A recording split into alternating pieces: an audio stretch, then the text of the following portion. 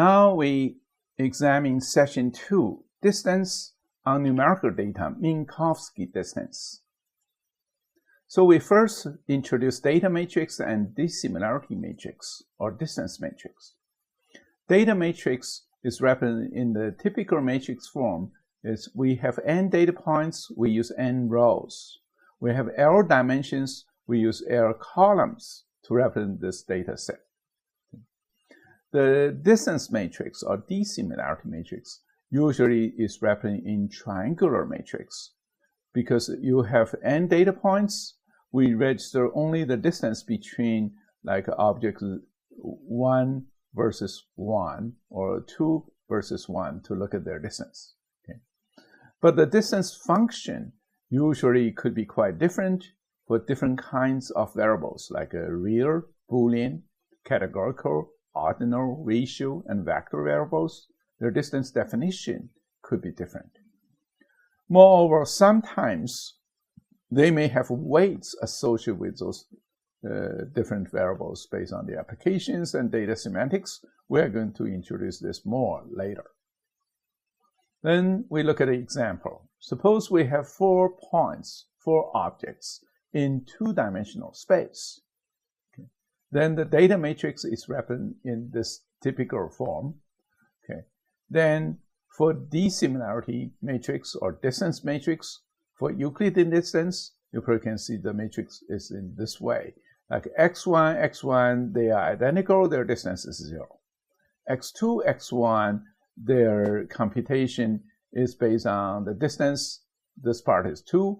This distance is 3. You take sum of the square. You take square root. You get this value. Then in general, we define the Minkowski distance as this formula.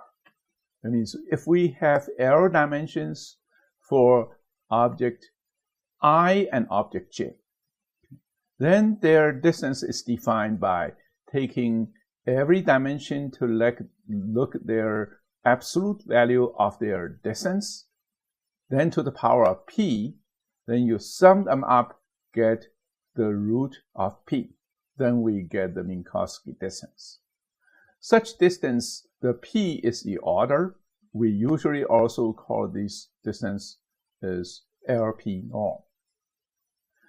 The Minkowski distance in general, have these properties. The first property is called positivity. It means the distance must be 0 when they are identical, otherwise they are greater than 0. Okay. The second property called symmetry means the distance between I and j, distance between j and I should be identical. Then the third one called triangular inequality means for the distance between I and j. If you go through k, that means you go first to k, then from k to j, that distance should be no less than directly go from I to j.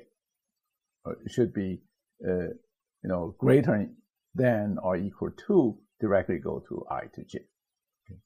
The distance measure that satisfies these 3 properties called metric distance. Notice not all the distance are metric. For example, set distance is not metric. Of course, in this lecture, we mainly discuss metric distance. Then we look at some special cases of Minkowski distance. If p equals 1, we call L1 norm. They also call Manhattan or city block distance, defined in this formula. In particular, if we are dealing with binary vectors, we call these as a Hamming distance. It's the number of bits, they are different.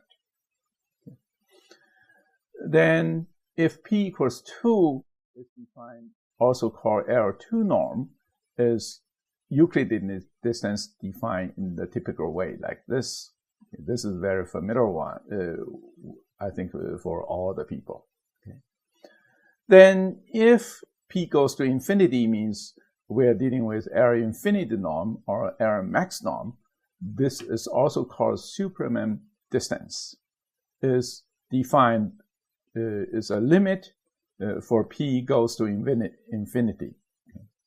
In that case, Actually, the distance is really the maximum difference between any attribute of the vectors.